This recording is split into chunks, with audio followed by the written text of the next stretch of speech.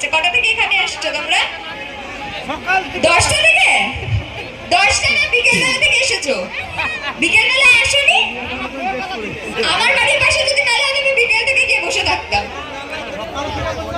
5টা থেকে এসেছো, তাহলে তো আজকে সিরিয়াল দেখোনি। হয়েছে সিরিয়াল দেখা? কটায় দেখেছো? 7:30 দেখোনি? কি বলছো? হ্যাঁ, এই পুচকিটা বলছে, দেখি কি বলছো। কি বলছি? আচ্ছা ঠিক আছে, ফোন আছে? ফোন নেই, এটা মানতে হবে। গেম খেলিস? ঠিক আছে, মাকে বলবি সিরিয়াল দেখতে। তুই একটু বড় হ, তারপর দেখবি। এখন এইসব ঝুলতে। আচ্ছা, আজকে প্রচুর, আমি এখন দেখছি কত মানুষ, জনসমুদ্র একদম। একদম তাই। খুব ভালো লাগছে, খুব খুব ভালো লাগছে এত মানুষকে একসাথে দেখে। ফুলকি খুব ভালোভাবে চলছে তোমাদের সবার আশীর্বাদে। এখন আমরা প্রায় 1.5 বছরের কাছাকাছি, 1.5 বছর, হ্যাঁ 1.5 বছরের কাছাকাছি, বা 1.5 বছর হয়ে গেছে বলতে পারো। 1.5 বছর হয়ে গেছে কিছুদিন আগে। আমরা 2 বছরের কাছাকাছি, 2 বছর আর 3-4 মাসে 2 বছর হয়ে যাবে। তো খুব বড় একটা পাওনা এটা যে আমাদের 2 বছর আর 4 মাসে হতে চলেছে। এতদিন তোমরা এত ভালোবাসা দিয়েছো, এত ভালোবাসা দিয়েছো। কখন আমি যখন শুরু করেছিলাম, এই মেদিনীপুর থেকেই আমার জার্নি শুরু। আমরা মেদিনীপুর আসার সময়, আমি ঠিক ব্রিজটার নাম জানি না, কি ব্রিজটার নাম, আমি এই ব্রিজে শুটিং আমার শুরু হয়েছিল, আমার ইন্ট্রোডাকশন শট ছিল। আমাকে ফোন করে বলা হয়, আমার খুব মন খারাপ ছিল কি সবার সিরিয়াল, আমি আমার প্রথম সিরিয়াল, আমি কোথাও ঘুরতে যেতে চাই, আমি একটু আউটডোর, কলকাতার বাইরে কোথাও শুটিং করতে যেতে চাই। কিন্তু কলকাতার বাইরে তো নিয়ে যায় না ইউজুয়ালি।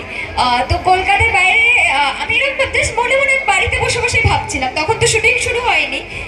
হুট করে একটা ফোন আসে, কি কালকে আমাদের আউটডোর শুট, তো প্রথম প্রোমো শুট আমার, যেটা তোমরা দেখেছিলে হয়তো, আমার জুতো ভেসে যাচ্ছিল, আমি সমুদ্রতে আমার জুতো করে দৌড়চ্ছিলাম।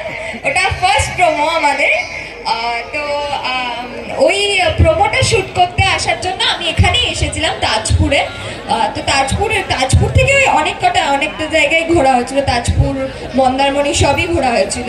তো তখন আমাকে ফোন করে বলা হয় যে আমরা কালকে ঘুরতে যাব, কালকে আমাদের আউটডোর শুট হবে। তো আমি হুট করে, আমি ওটা বাড়িতে বসে বসে ভাবছিলাম, ওটা যে হয়ে যাবে আমি কখনো ভাবিনি।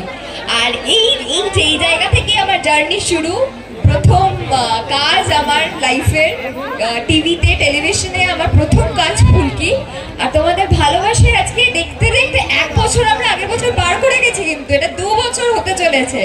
অনেক অনেক বড় পাওনা। এইভাবেই ফুলকিকে আর ফুলকির পরিবারকে ভালোবাসতে থাকো, যাতে আরো অনেক এগোতে পারি। আর এখন অবশ্যই বলবো, তোমরা মেলা আসো, যা খুশি করো, ফুলকি কিন্তু দেখবে। 7:30 আসতে চলেছে, সবাই খুব খাচ্ছে, খুব ভালো ভালো কিছু জিনিস আসতে চলেছে। আর প্রোমো দেখেছো তো? প্রোমো দেখেছো কিছুজন? তোমার গুলি খেয়েছে, কারা কারা দেখেছে? একটু হাত তোলো, একটু হাত তোলো। এই কজন প্রোমো দেখেছে? আজকেই কেজি বাংলাতে প্রোমো দেখেছে। আমরা রোহিত স্যার আছেন। হ্যাঁ, রোহিত স্যার আছেন, ঠিক আছে, কিন্তু তমাল দাদা তো আমার দাদা, আমি বাঁচাবো, আমি বাঁচাবো। ফুলকি দাস থাকতে চিন্তা কিসের? তবু একটা ডাবে দুটো পাইপ ঢুকে দুজনে ডাবে জল খাওয়া চলছে, সত্যি কি লীলা। আমি একটু দূরে থাকতে পছন্দ করি, কারণ আপনি বক্সার, 2 রাউন্ডে হেরে যাওয়ার পরেও, ধুলো কি ডাস্ট ফাস্ট রুমালে মিশিয়ে দেওয়ার পরেও আপনি উঠে দাঁড়ালেন রোহিত স্যারের জন্য, অনলি ফর রোহিত স্যার। ভালোবাসা, সেটা ভালোবাসার জন্য। রুদ্রকে কি ভালো লাগছে? আমার জামাইবাবু তো আমার বিশাল বড় শত্রু। জামাইবাবু তার জন্য তো বলছি অবশ্যই ফুলকি দেখতে হবে। কেন? কারণ জামাইবাবুর পর্দা ফাঁস করছি আমি, জামাইবাবুর পর্দা ফাঁস করছি। আর আসছে সপ্তাহতে তো অবশ্যই দেখতে হবে, যেহেতু তমাল দাদা গুলি কেন খাচ্ছে সেটা দেখতে হবে তো, দেখতে হবে তো অবশ্যই। একটু হ্যাঁ বলো, জোরে একটু আওয়াজ হোক। একদম, তাই 7:30 ফুলকি দেখতে হবে। আর আজকে যখন এখানে এসেছি, ডায়লগ দিয়ে শুরু করি। প্রথম একটা ডায়লগ আমি দিতে চাই, যেটা হচ্ছে ফুলকি দাসের খুব ফেমাস ডায়লগ, যেটা আগে দিদিকে বলতাম, যেহেতু আমি জামাইবাবুকে সোজাসুজি কিছু বলতে পারতাম না। এখন তো সোজাসুজি গিয়ে ধমকি দিই, কি আমি দেখে নেব কি রসগোল্লাটা কে খায়, বোটে দেখেছো তো সেটা, রসগোল্লাটা কে খায়। তো আগে যখন রিকি দিদিকে দিতাম, রিকি দিদিকে একটা ডায়লগ, খুব ফেমাস ডায়লগ বলতাম, যেহেতু আমার জামাইবাবু আর রিকি দিদি ভীষণভাবে আমার দি ভাইয়ের উপর অত্যাচার করতো। তো তখন আমি রিকি দিদির বাড়িতে গিয়ে রিকি দিদিকে বলতাম, এই রিকি দিদি শোনো, আমার নাম না ফুলকি দাস, বেশি বাড়াবাড়ি করলে কানের গোড়ায় দিয়ে ঠাস ঠাস।